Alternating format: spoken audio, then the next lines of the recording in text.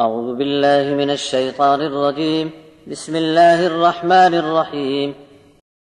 وإلى عاد أخاهم هودا قال يا قوم اعبدوا الله ما لكم من إله غيره أفلا تتقون قال الملأ الذين كفروا من قومه إنا لنراك في سفاهة وإنا لنظنك من الكاذبين قال يا قوم ليس بي سفاهة ولكني رسول من رب العالمين أبلغكم رسالات ربي وأنا لكم ناصح أمين أفعجبتم أن جاءكم ذكر من ربكم على رجل منكم لينذركم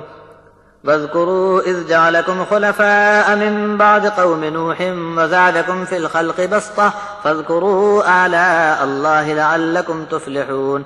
قالوا وجئتنا لنعبد الله وحده ونذر ما كان يعبد آباؤنا فأتنا بما تعدنا إن كنت من الصادقين قال قد وقع عليكم من ربكم رجس وغضب أتجادلونني في أسماء سميتموها أنتم وآباؤكم ما نزل الله بها من سلطان فانتظروا إني معكم من المنتظرين فأنجيناه والذين معه برحمة منا وقطعنا دابر الذين كذبوا بآياتنا وما كانوا مؤمنين اور قوم عاد کی طرف ان کے بھائی ہود کو بھیجا، کہا اے میری قوم عبادت کرو صرف اللہ کی، اس کے سوا کسی غیر کی عبادت تمہارے لیے ٹھیک نہیں، تو کیا اب بھی تم ڈرتے نہیں؟ ان کی قوم کے کافر سردار بولے کہ ہم تم کو بے عقل سمجھتے ہیں اور ہمارا یہ خیال ہے تم جھوٹے ہو۔ تب ہود نے کہا کہ اے میری قوم کے لوگو، میں نے کچھ بھی بے عقلی نہیں کی، لیکن میں تو رب العالمین کا رسول ہوں، پہنچاتا ہوں تم تک پیغام اپنے رب کا، اور میں تمہارے لیے سچا خیر خواہ امانت دار ہوں۔ کیا تم کو اس میں تعجب لگا کہ تمہارے رب کی طرف سے تمہارے لیے نصیحت آئی تم میں کے ایک مرد پر، تاکہ تم کو ڈر سناوے؟ اور بھولو مت کہ اللہ نے قوم نوح کے بعد تم کو جانشین بنایا اور بدن میں پھیلاؤ یعنی ڈیل ڈول بھی تم کو خوب عطا کیا۔ اللہ کے احسانات خوب یاد رکھو تاکہ تم کامیاب ہو جاؤ۔